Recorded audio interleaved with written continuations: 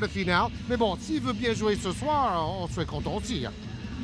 On sait l'un des points faibles de l'équipe de France depuis le début de cet Euro, c'est notamment la défense sur les shoots extérieurs. Attention ce soir à ce shooter fou qui répond au nom de Yannis Senox. David.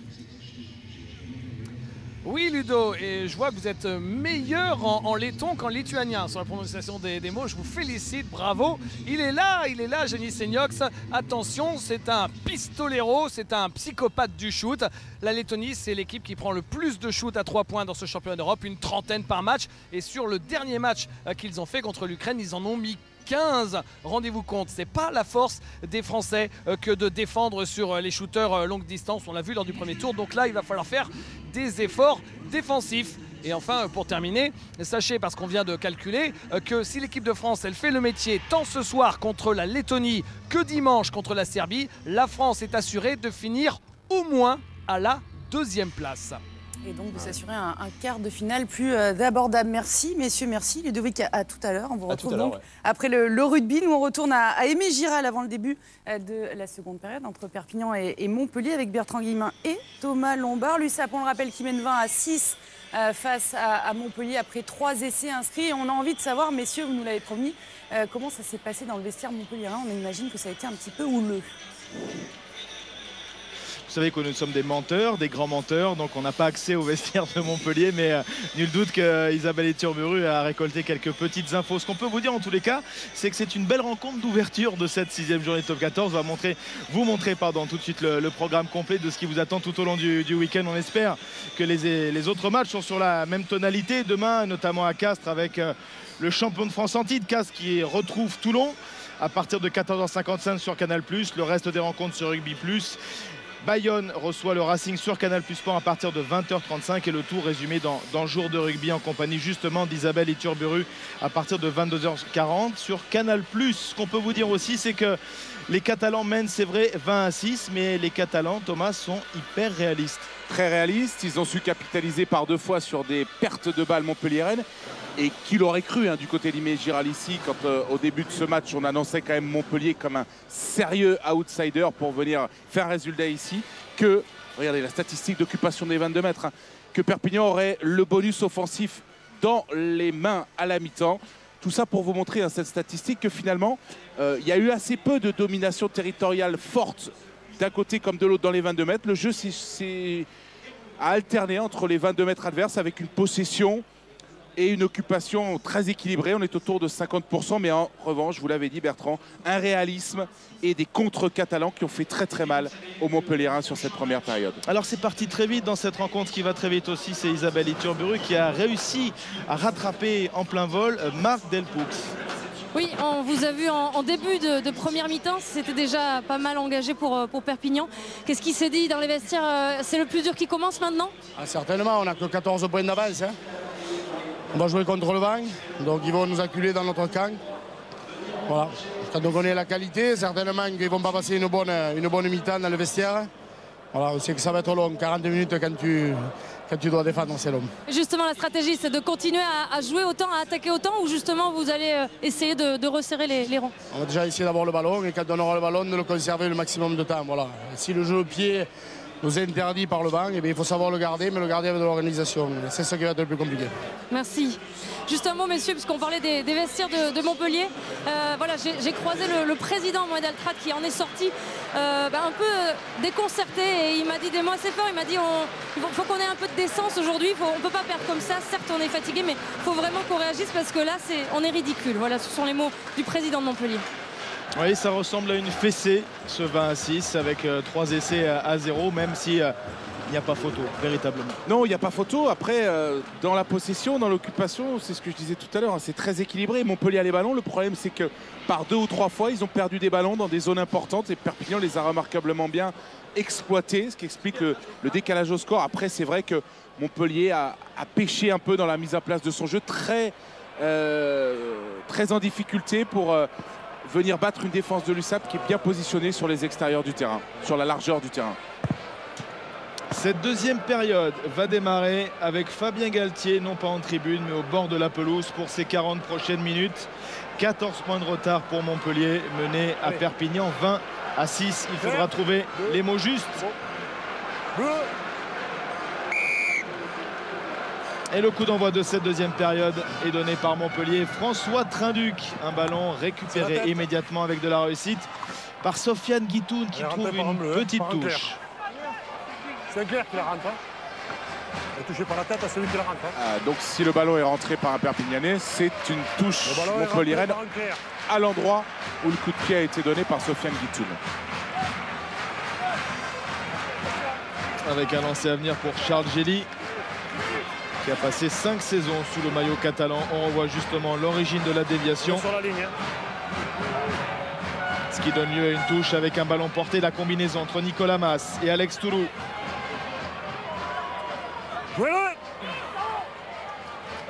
La décence, la fierté et surtout garder les ballons.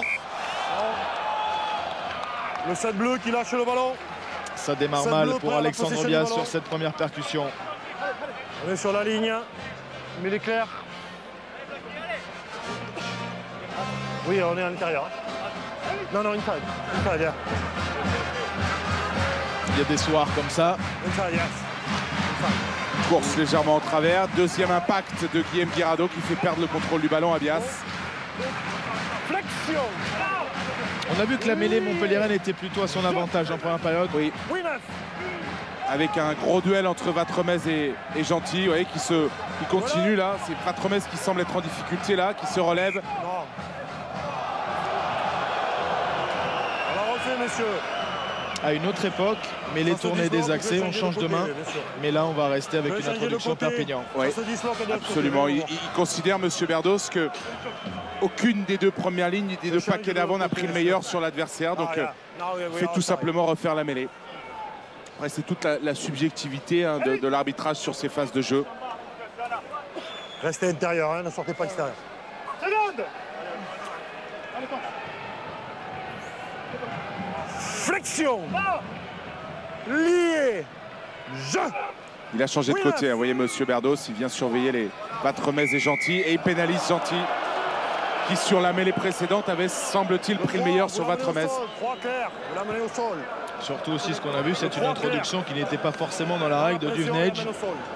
Pas forcément dans le couloir, dans l'axe pour un talonnage pur et disputé.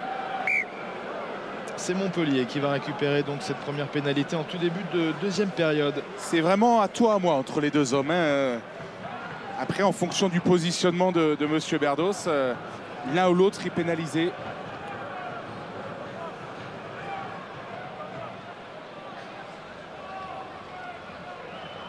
Payot qui a réussi ses deux premiers coups de pied en première période, 100% de réussite.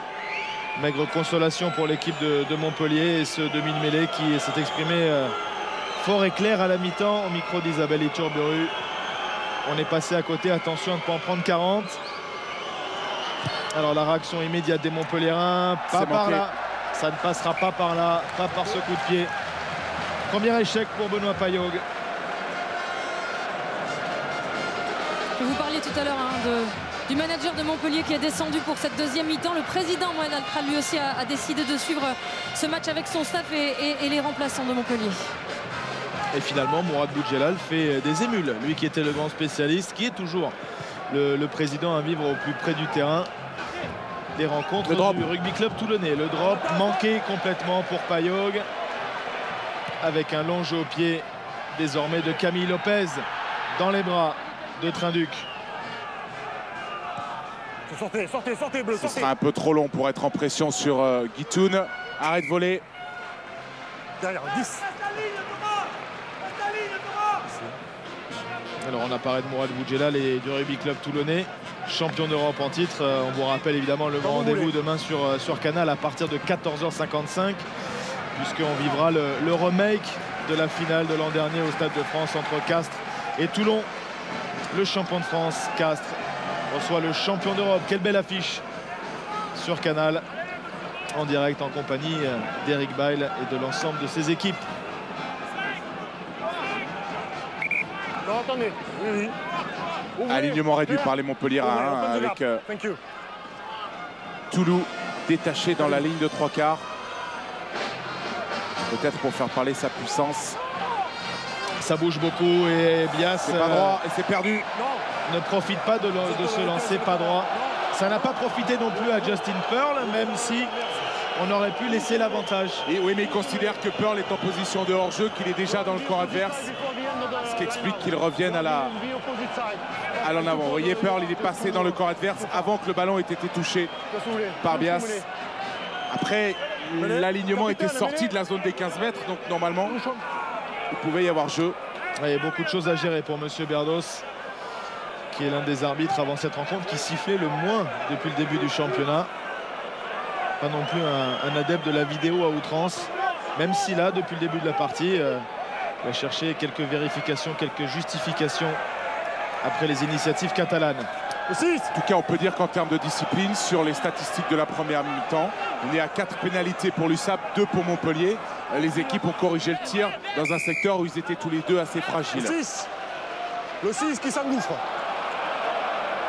Le 6 qui s'engouffre. Le 6 bleu.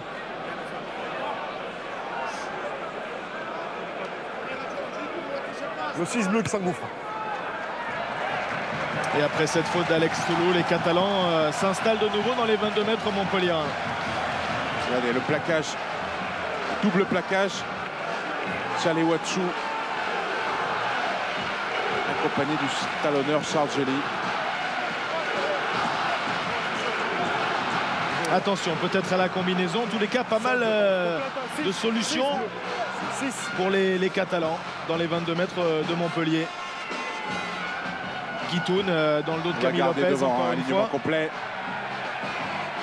Et c'est vrai que c'est d'abord devant que ça va se passer avec le départ maintenant de Guillaume Guirado. Un ballon qui va ressortir pour Duvenech. Peut-être une passe au cordeau pour Pearl. Un ballon qui ressort pour Duvenech, pour Lopez.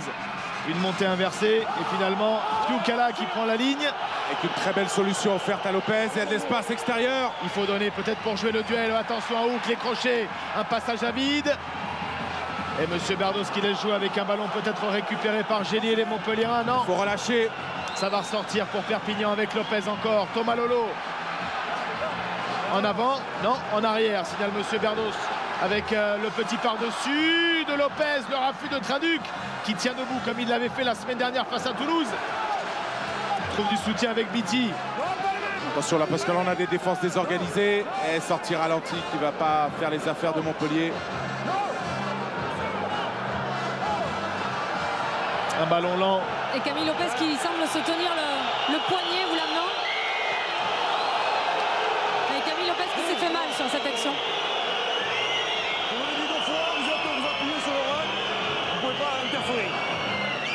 En tous les cas, il était bien décrypté par son vis-à-vis Traduc sur son initiative précédente. Oui, qu'il l'a contré et il a fallu un retour de Camille Lopez malgré le refus de François Traduc pour faire avorter le contre montpelliérain.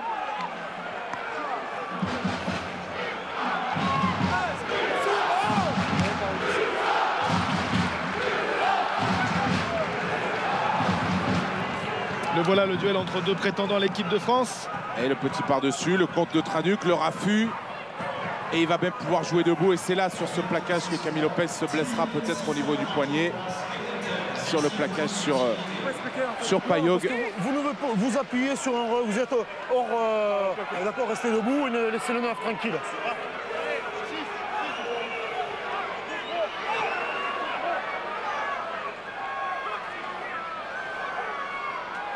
Encore des problèmes en conquête directe avec un ballon poussé au pied par Traduc. Et la couverture de James Hook. Et deux fois que sur des lancers sur le troisième bloc de saut, hein, au fond, ils perdent les balles. Problème de communication peut-être entre Charles Gély et son alignement. On sait que le preneur de balle numéro 1, c'est Fulgence Ouedraogo. Il n'est pas là dans l'équipe montpelliéraine. Le 1 et le 14. Oui, après, ils ont la possibilité d'assurer leur lancer hein, sur des premiers blocs de saut avec Thibaut Privat, entre autres. Avec deux changements du côté de Montpellier. Les premiers changements en première ligne, d'abord le pilier gauche, Yvan Matremez, remplacé par Lelaïma Lefaga. Et également sur les ailes, avec la sortie de Lucas Dupont et l'entrée de Timothy Nagoussa. Un puncher Nagoussa qui ne sera pas servi sur cette occasion parce que Benoît Payog vient de commettre un en avant.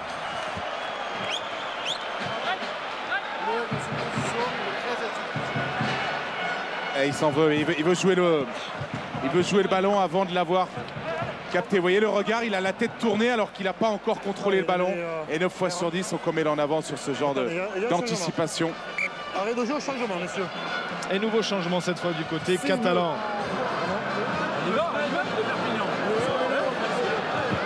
David Marty dans les starting blocks va entrer en jeu. Il va remplacer les Fahimi Mafi. Entrée également en sortie de Sona Tomalolo du côté gauche, remplacé par Sébastien Taofi Fenoua. Alex Toulou a également quitté la pelouse pour Montpellier, remplacé, il me semble, par... Kélian Galtier. Effectivement, rien ne vous échappe.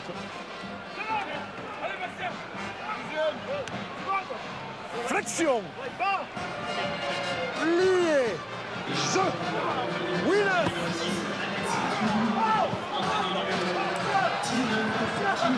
Naroé avec Lopez. Premier ballon pour David Marty.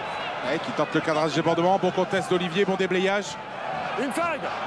Guitoun qui renverse avec Lopez encore. Vamaina qui va passer après contact pour Genty. Pression sur lui. Ouais, attention à ce jeu dans la défense alors qu'on est sous pression. Et Guitoun contré, pas de position de hors-jeu, vous le savez, sur ce genre de ballon. Attention à Nagusa face à Guitoun. Et la belle défense de Guitoun et la touche. Passage en touche. Concédé par Nagusa. Éclair, mais passage en touche de Nagusa.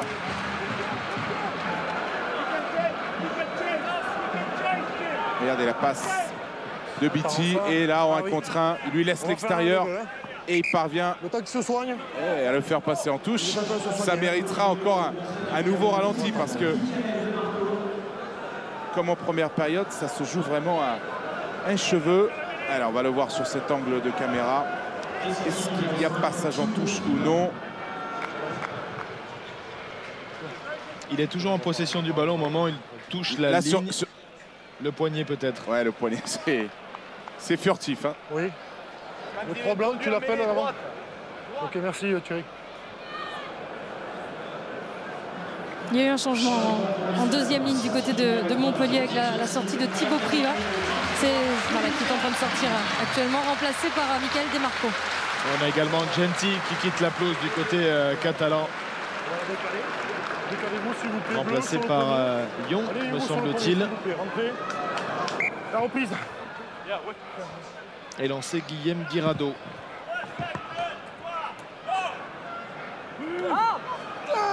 Et Pearl impeccable.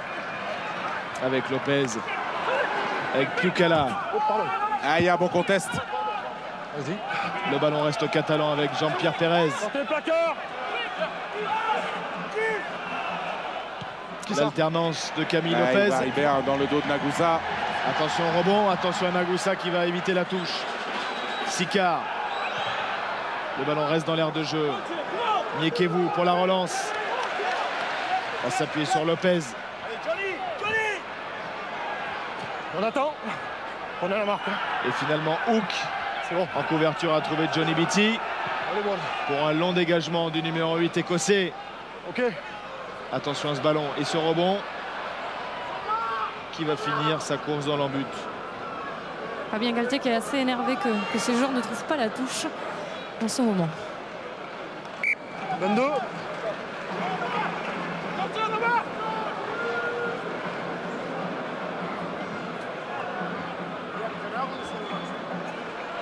Et Montpellier qui n'a perdu qu'une seule rencontre depuis le début du top 14, c'était à Biarritz, 19-12. On se souvient de cette rencontre avec ces 5 appels à la vidéo. Autant d'essais refusés pour les Montpelliérains. Et s'ils ont été refusés, c'est qu'ils n'y étaient pas. C'est le bilan qu'on peut tirer de cette rencontre. Avec Sicard maintenant, hauteur de la ligne médiane. Bon déblayage. Et position de hors-jeu, là encore peut-être de Piukala, qui a gêné l'enchaînement. Un avantage pour Nicolas Mas et les Montpelliérains. Bayo, côté fermé. Galtier. L'axe, c'est la solution que vous préconisez. Regardez, la défense catalane, elle est en place sur la largeur. On le voit sur ce plan large. Il faut aller là, chercher à la franchir dans des zones proches d'abord pour la resserrer. Bonne défense de Pearl. Mais ce sont des ballons lents à exploiter pour la ligne de 3/4 avec Trinduc qui a alerté du soutien. Attention à la déblayage, un avantage pour l'USAP. On a manqué d'efficacité là pour sortir Camille Lopez qui était semble-t-il sur ses appuis. Oui, oui, c'est ça, c'est Camille Lopez.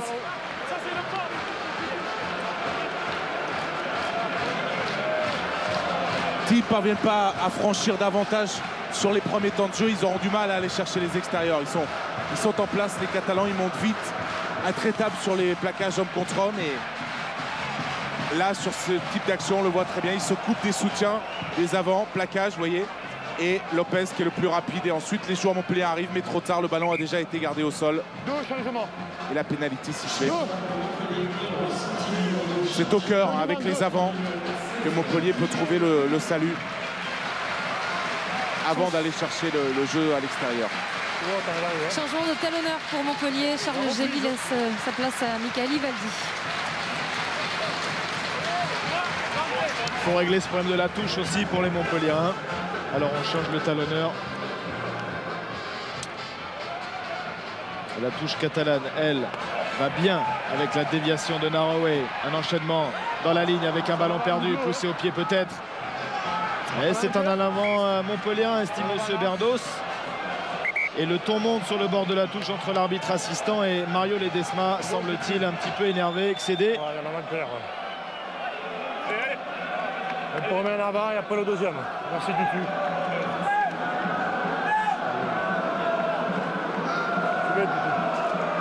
Et là on demande sûrement plus de lift. Et le bloc de saut pour limiter les lancements de jeu catalans. On n'offre pas assez de contraintes aux sauteurs catalans au moment où ils se saisissent du ballon. Donc ils ont des lancements de jeu très propres. Flexion. Et statistique des mêlées. 50% de mêlées perdues par les Catalans.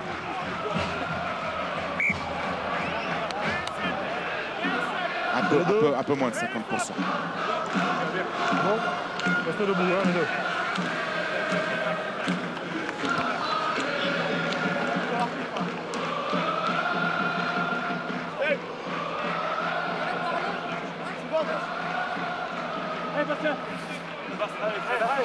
Flexion. Lié. Je. Oui, 9. Restez debout. Ça a tourné de plus de 90 degrés, mais c'est une mêlée tournée de manière illicite par les Catalans. Donc une pénalité. Bien décrypté par Christophe Berdos. Alexandre Bias, capitaine, a échangé quelques mots avec François Trinduc. Trouver les touches. L'ambition de Fabien Galtier et de son équipe s'est fait retour sur les 22 mètres. Et Isabelle Iturburu est aux côtés de Thibaut Privat pour essayer d'en savoir plus sur, pour l'instant, une partie qui est noire pour Montpellier. C'est vrai qu'on se pose la question, on se demande qu'est-ce qui vous arrive, pourquoi on ne vous reconnaît peut-être pas sur ce match. Mais on n'enchaîne pas de temps de jeu, quoi. Il faudrait qu'on commence à jouer au rugby. C'est déjà la 60e et voilà, on est tombé sur une équipe qui s'engage et nous on fait tellement de fautes de main que on peut pas enchaîner notre rugby.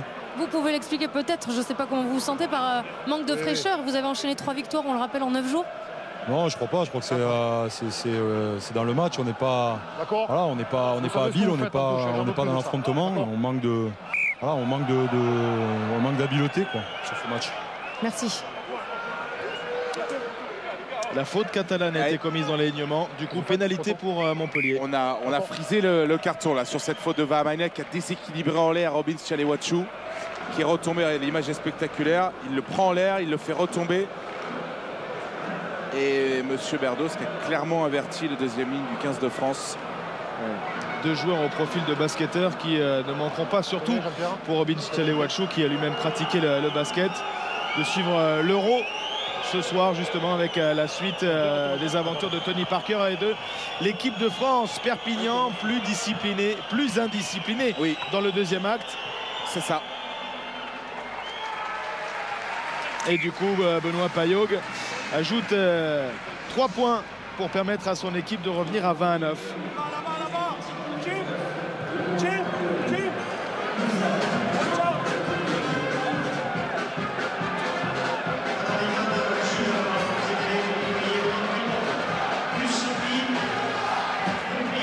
Et toujours ce petit coup de patte dosé, ce petit pied gauche de Camille Lopez qui distribue les renvois. Il faut sortir des zones de libération du ballon, voilà.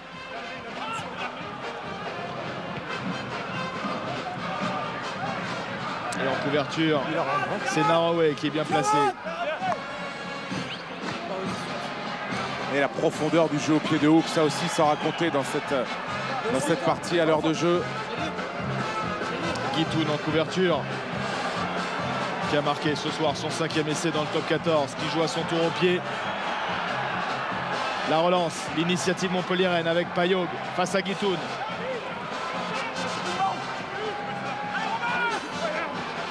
Et Romain Taofi-Fénois avait mis les mains sur le ballon. C'est ça. Et une nouvelle sortie ralentie pour Montpellier qui va devoir reconstruire une nouvelle fois ou tenter de le faire auprès avec son capitaine.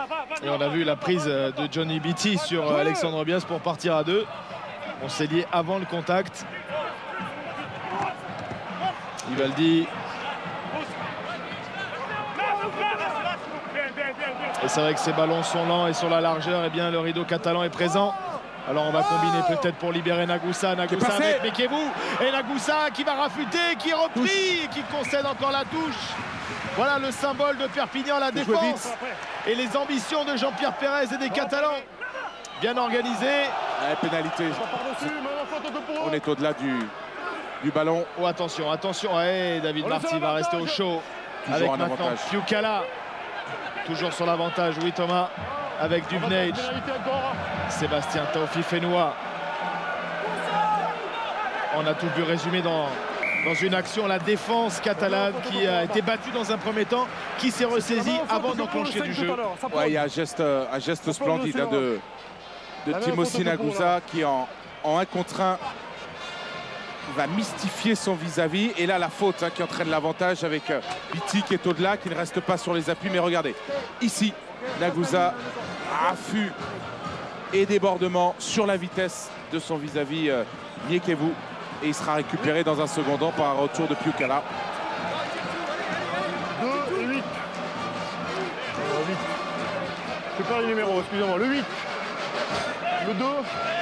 Voilà, 2 changements côté catalan, la sortie du numéro 8, Luc Naraway remplacé par Dan Léo, et puis le talonneur également, Guillaume Guirado, le capitaine sort, c'est Romain Terrain qui le remplace. Dan Léo, oui, qui prend part à cette touche avec un premier lancé pour Romain Terrain. C'est James Hook d'ailleurs, pardon, qui reprend le brassard de capitaine pour cette fin de match. Et lancé pour Romain Terrain et la sortie de Nicolas Mas.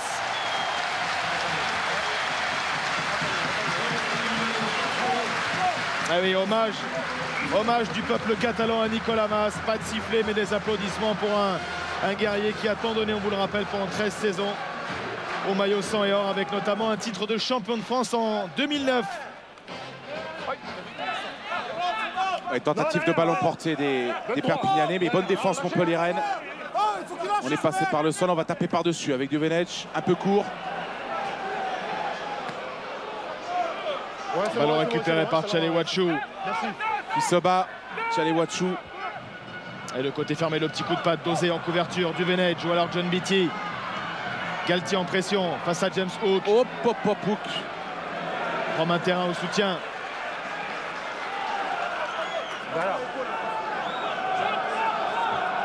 Johnny Beattie qui regarde. Failli effacer Beattie, hein, James Hook sur le cadrage débordement. Et Beattie a regardé longuement vers le staff médical parce que l'épaule droite ou alors le biceps est peut-être retouché. Retour au jeu avec ce long jeu au pied de Lopez dans les bras de Sicard. Sicard mise au sol alors qu'un joueur catalan est au soin sur la ligne des 22 mètres. Ouais, c'est Taofi-Fénois. Attention, on se taper par-dessus avec Duvenage et finalement le ballon qui sort en touche. On va surveiller Taofi-Fénois. Pourquoi? Parce qu'il fait partie des 30 joueurs appelés par Philippe Saint-André et le staff de l'équipe de France pour le prochain stage à Marcoussis. C'est de la grosse mécanique, Taofi-Fénois, alors il faut en prendre soin. Oui, c'est du lourd. Hein. Avec ici la récupération. Pearl sur l'extérieur et puis Fiukala qui tape à suivre pour Duvenage qui accompagne le ballon en touche. Et Romain Taofi-Fénois qui reprend sa place fausse alerte pour l'instant. Ah là, ils sont dans une perspective d'avenir, hein, les Catalans. Bon, on sait que Vahemina est en fin de contrat. Il fait partie des gros dossiers sur lesquels l'USAP va se pencher pour essayer de le garder. Mais avec ces deux joueurs, Taofi Fenoa et Eva Amina, l'USAP a vraiment deux pépites.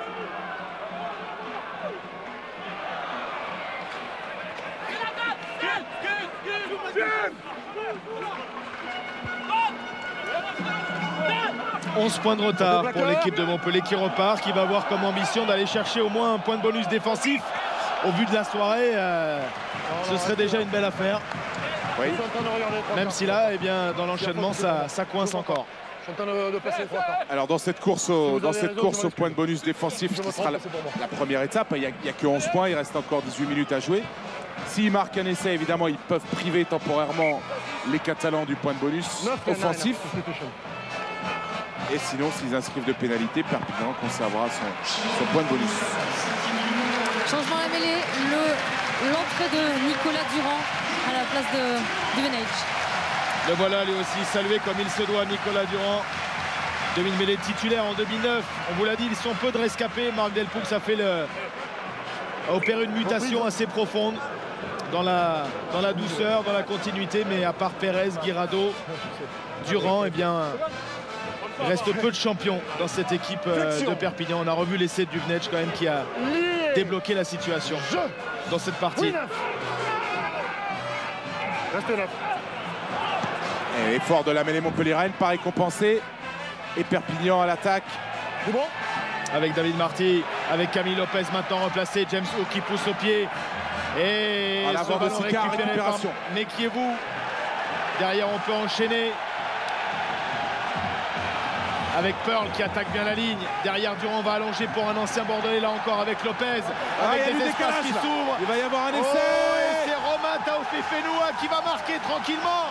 Et il va sécuriser au moins à ce moment du match le bonus offensif.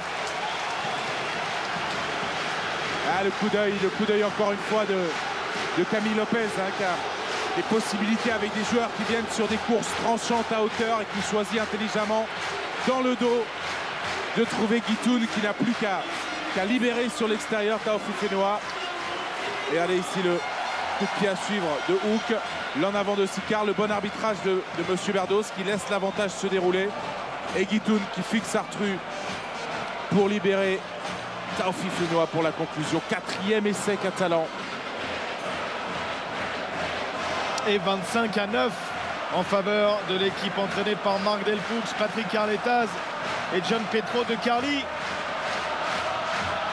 Horaire inhabituel pour le top 14 ce soir, mais spectacle au rendez-vous avec une belle ambiance à Aimé Giral.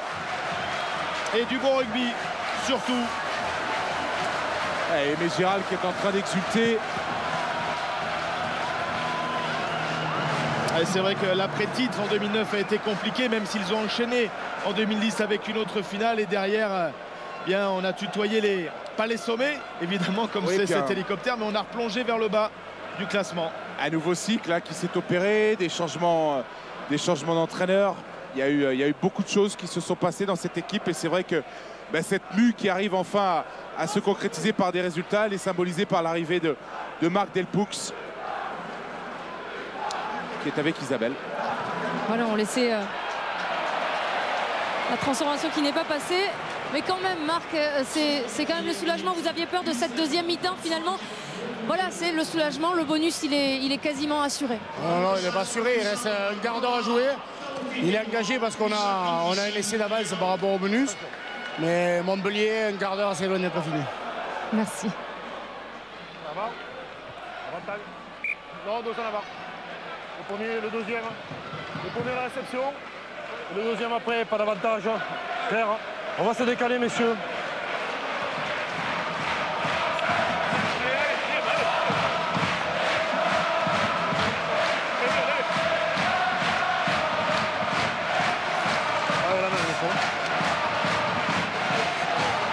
Et au son des chants catalans, on vous laisse profiter de ces images et de ce 4e essai inscrit par Romain Taofi Fenoa. Un quart d'heure de la fin, Perpignan a repris avec autorité la main sur ce match. Attendez, je change. Allez, ça va décaler. Décalez-vous un peu. Les week-ends se suivent et ne se ressemblent pas. On a beau passer 25-0 à Toulouse. Le week-end d'après, il faut repartir comme si de rien n'était. Ah, c'est aussi tout l'intérêt de ce championnat et on vous montre la statistique des en avant. Ça a baissé du côté de Perpignan entre la première et la seconde mi-temps. En revanche, ça a gonflé côté Montpellier avec 9 en avant en tout dans cette rencontre. Pour le moment, et on va le voir dans quelques instants, des statistiques pourtant de domination en termes d'occupation et aussi en termes de possession en faveur des Montpelliérains. On attend.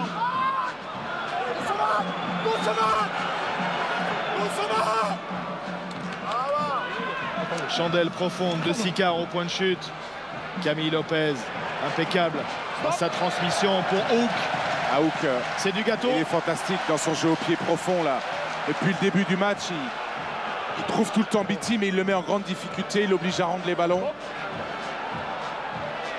Et Guitoun va relancer avec du jeu à la main, sûrement des partenaires. Fiukala s'est proposé. Et bon plaquage de Traduc. Miekiewu, la Chistera pour Guitoun.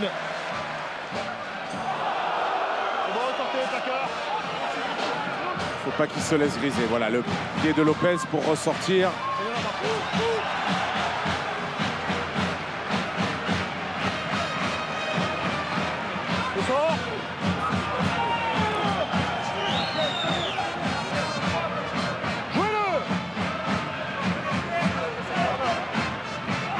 Attention, Alexandre Bias qui récupère ce ballon sous pression, obligé de regagner la ligne d'avantage.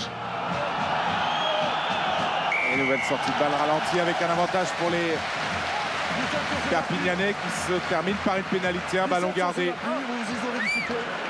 Un autre Taofi Fenua qui est sur ses appuis, qui récupère le ballon qui est gardé au sol par le Montpellier, Alexandre Bias.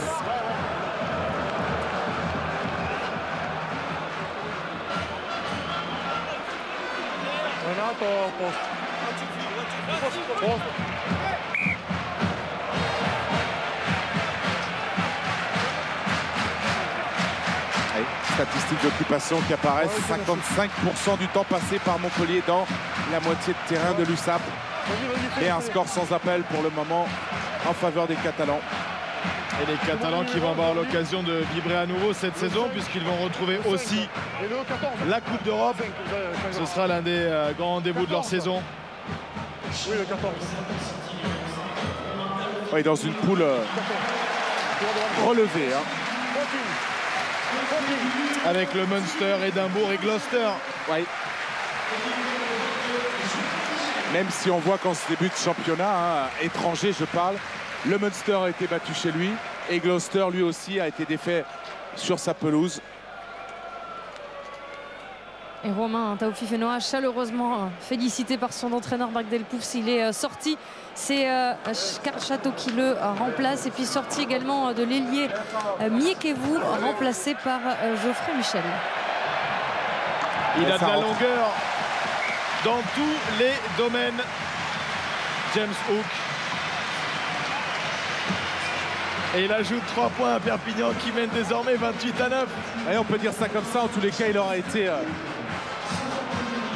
exceptionnel dans la profondeur de son jeu au pied et dans l'assurance qu'il a apporté à ce poste d'arrière. La polyvalence aussi de Hook qui s'exprime.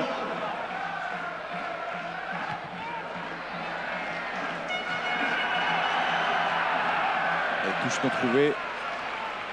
Si, touche trouvée. Voilà, c'est marqué.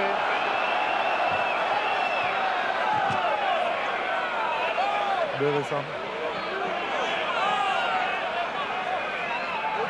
Alors, ce ballon, oui, il est dehors. Il y a une confusion entre les deux lignes là. On y va, messieurs. Mais le ballon était nettement dehors. Les 10 dernières minutes. Aimé Giral. 28-9, le bonus défensif s'est éloigné pour les Montpelliérains.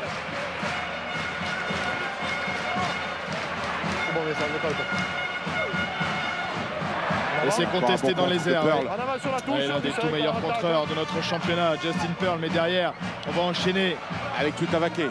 On lâche. Avantage terminé. Dédé Malefaga.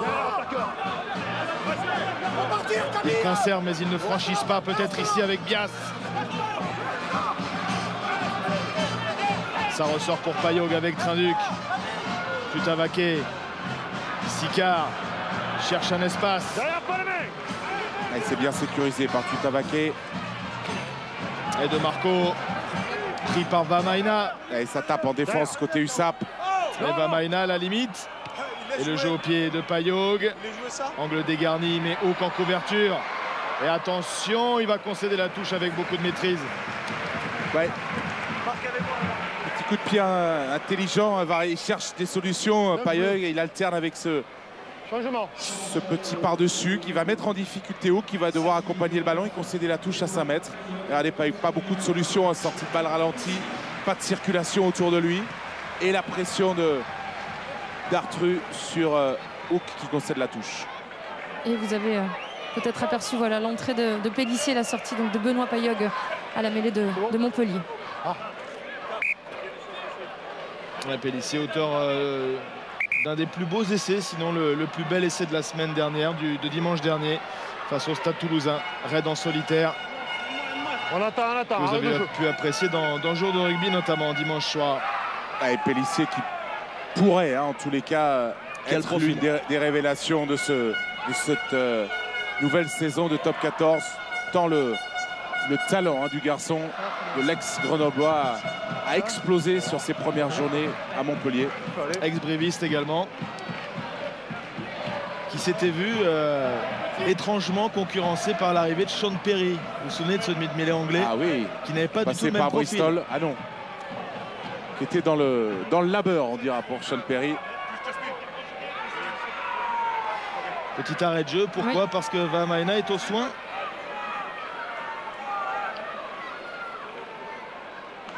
C'est bon? Les Catalans qui justement iront à Brive le week-end prochain, tandis que les Montpelliérains vont rentrer dans une phase et un calendrier assez musclé. Ils recevront Clermont vendredi prochain avant d'aller dans 15 jours, encore vendredi, au Stade Français à Jean-Bouin. À l'épreuve du feu, les Montpelliérains. Attendez. La reprise. C'est bon, quand tu veux, décale-toi, tu regardes à 5 mètres. Et ballon capté. Le 6. Le 6, Claire, qui pousse. Et bien structuré là, autour du paquet d'avant Montpellier. Le ballon en sécurité dans les mains de Beatty. Ça va des accès, avantage en cours. Vous voyez le bras tendu de Monsieur Berdos. Le 6. Justin Pearl est sanctionné. C'est la même faute que le 6 bleu tout à l'heure, le 6.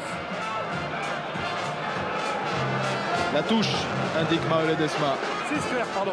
Excusez-moi. L'avantage, on peut voir. Oui, mais là, le problème, c'est que tout le monde s'empile sur l'oreille. Oui, mais si le ballon sort vite, je vous le laisse. D'accord. Steve, don't push before. Hein? Ok, thanks. Il était en colère après la victoire contre Brive, où ils avaient oublié le bonus offensif en route. Ce soir, il sera sûrement un petit peu plus en colère, Fabien Galtier, parce qu'il n'y a pas de victoire, il n'y a pas de bonus. Rien à se mettre sous la dent pour les Montpelliérains. Peut-être laisser de la fierté, en tous les cas le sursaut. Ouais, on a un peu le sentiment que son équipe n'est jamais parvenue à rentrer dans la rencontre. Bon, après, ils ont été extrêmement bien contrés par une équipe de l'USAP très réaliste et bien efficace dans le secteur défensif. Avec encore le tentaculaire Vamaina qui a tenté de récupérer ce ballon. Alexandre Bias au cœur insiste. On a toute l'équipe montpelliéraine dans une moitié de terrain. Hein. Regardez ça. Voilà, ça y est, on va réinverser. Oui, mais au moment où on inverse, Pélissier a déclenché le fermé avec Beatty. Pélissier encore qui allonge vers Nagoussa. Le duel pour peut-être laisser de Timothy Nagoussa. Que décide Monsieur Berdos? Sur le pied, d'accord. Consultation pour le passage en touche. Toujours comme tout à l'heure. Hein. Première question, essai ou pas essai. Plus précisément, tu peux regarder le bord de touche. Si le joueur ne franchit pas le bord de touche avant d'aplatir, s'il te plaît. Merci. Et deuxième contribution pour Monsieur Pelapra. Le raffut de Nagouza qui, pour le moment, n'est pas en touche et marque l'essai. Il faut voir juste si le ballon est maîtrisé, mais à mon avis, l'essai est valable. En tout cas, pas de passage en touche, ça c'est une certitude sur cette image. Et le ballon qui semble maîtrisé, on va en avoir la démonstration sur ce plan-là. Ce qui veut dire que l'essai va être accordé par Monsieur Pelapra. Pas de doute. Et bel effort beau travail en 1 contre 1 de Nagusa. Ici sur le banc de touche, en tout cas, Marc Delpoux était assez près de l'action et il est persuadé que voilà, l'essai est d'accord. Merci Jean-Pierre.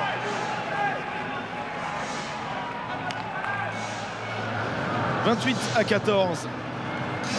Perpignan a eu la bonne idée de sécuriser son bonus offensif quelques minutes plus tard. Il y a quelques minutes, pardon. 28-14, peut-être 2 points de plus pour Montpellier et Pélissier. Oui, 28-16.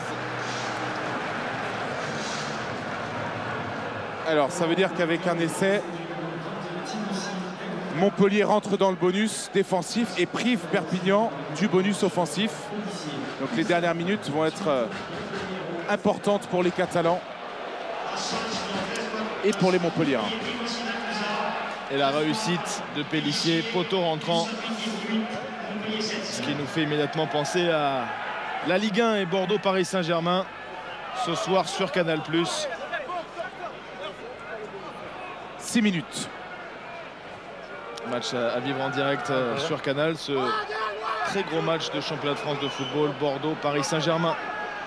Ou alors le basket sur Canal+ Sport. Choisissez la forme du ballon. Et tout le monde s'y retrouvera. Au point de chute, Sicard, impeccable. Et le bon plaquage de Justin Pearl.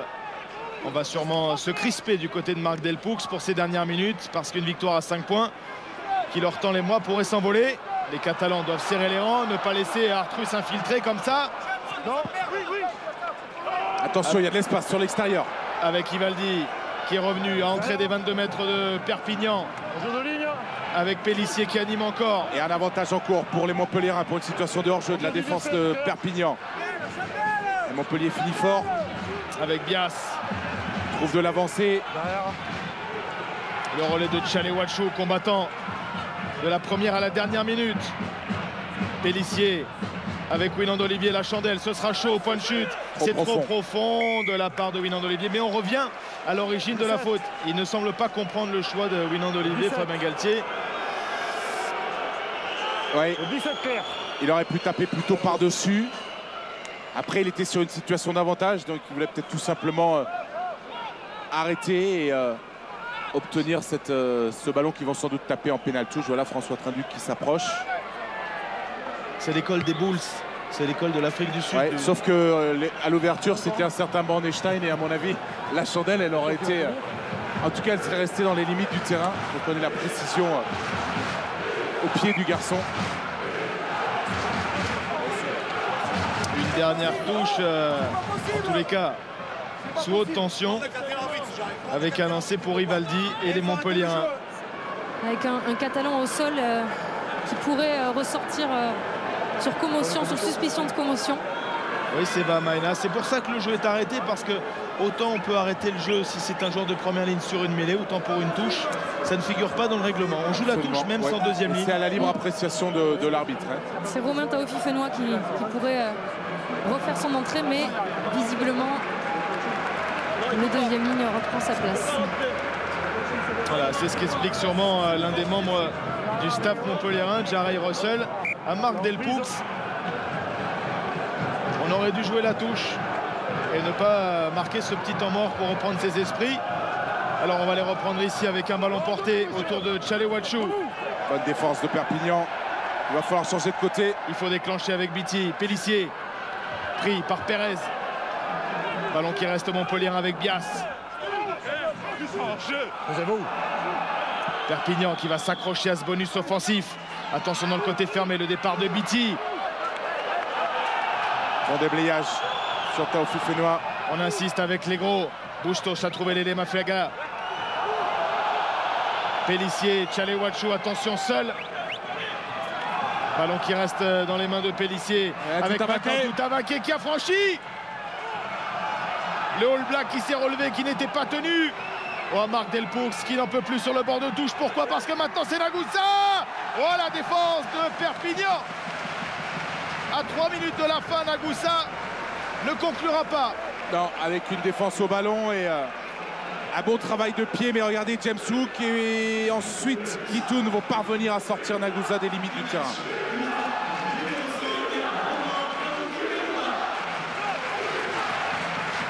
On y va, messieurs, on y va. Et Marc Dalcoux qui encourage son public, hein, qui veut que tout Aimé Giral encourage son équipe. Soit vous le sortez, soit... C'est bon, ça va aller? D'accord, ça va aller? Oui, oui, je sais bien. On va aller dehors, vous faire enseigner mon temps. C'est bon? Allez. Regardez la statistique des plaquages. On y va.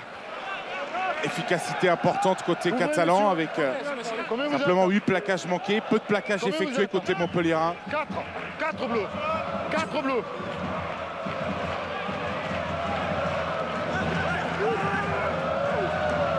Ces statistiques de plaquage, elles montrent quand même que Montpellier a eu beaucoup de ballons et a obligé beaucoup les Catalans à défendre.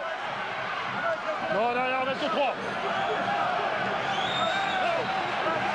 Il est au chaud ce ballon à 2 minutes de la fin. Travail des Catalans avec De Marco qui s'accroche avec Vahamaina. Attention à ne pas perdre le contrôle de ses nerfs. C'est bon, c'est bon, c'est bon. C'est bon, c'est réglé. C'est réglé, c'est bon. C'est bon. C'est bon.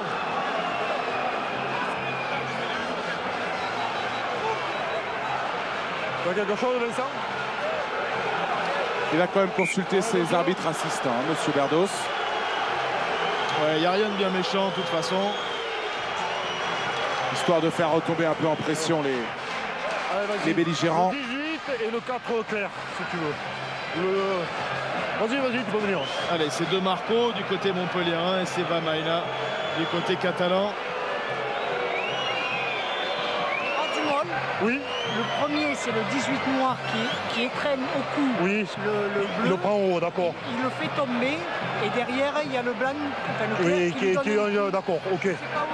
D'accord, ok. Donc je vais rester moi sur ce qui est. Je vais appeler les deux. Ouais. Par contre, il y a un ballon écroulé, un mot écroulé. Donc je vais prévenir les deux et on restera sur la pénalité du mot écroulé. Merci. 18. 18. Corps à corps, musclé entre De Marco et... tu parles de l'entrée sur le rug de De Marco. Hein, qui toujours sur l'arrêt de jeu. Hein. Avec le bras détaché. Avec le bras détaché sur Sébastien Vahamaina et voilà. Ensuite l'explication entre les deux hommes. Même chose. Sur le môle, vous défendez trop haut. Trop haut, ça s'énerve, vous essayez de vous dégager avec un geste, j'en sais rien. Donc un partout, ça m'intéresse. On va rester sur le môle qui est écroulé par les bleus. Donc vous vous calmez, sinon il reste combien? Il reste 1 minute 30. D'accord les deux? Allez, calmez-vous. C'est bon, c'est calmé. On va rester là-bas. Deux anciens pensionnaires de Marcoussis, Michael De Marco et Vahamaina. Un partout, espérons qu'il n'y ait pas de vainqueur. Je reste sur le môle écroulé. Il y a quand même une pénalité, hein, puisqu'on a une faute des Montpelliérains qui écroule l'édifice catalan qui est en train d'avancer. Ou que s'approche et va pouvoir trouver la touche. Allez, reprise du jeu. Reprise du temps, s'il vous plaît.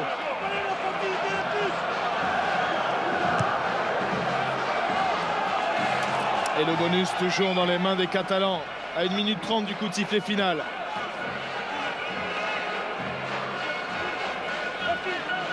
Évidemment, on prend tout son temps pour aller se placer. Discipline jusqu'au bout, bleu. Bleu et alignement clair, réduit par les Perpignanais. Et sans doute encore un ballon porté. Voilà. Regarde devant. Ouais. Derrière.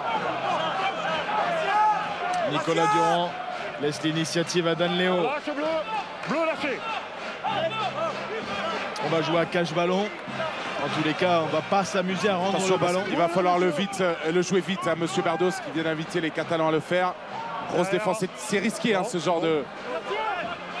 Il vaudrait mieux de sortir avec du pied profond. Le pied, le voilà, le pied gauche de Camille Lopez dans les bras de Nagusa pour une dernière chance. Le raid du Fidjien, auteur du seul essai montpelliérain.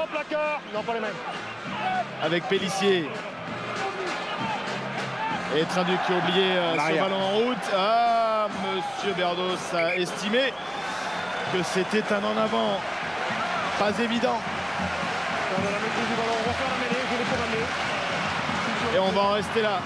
On va en rester là. Il a sifflé avant, donc la mêlée va se jouer. La mêlée va se jouer, absolument. Dès l'instant où elle est ordonnée, alors qu'on revoit ce ballon mal contrôlé par François Trinduc avec... Ouais, c'est sévère en avant là-dessus.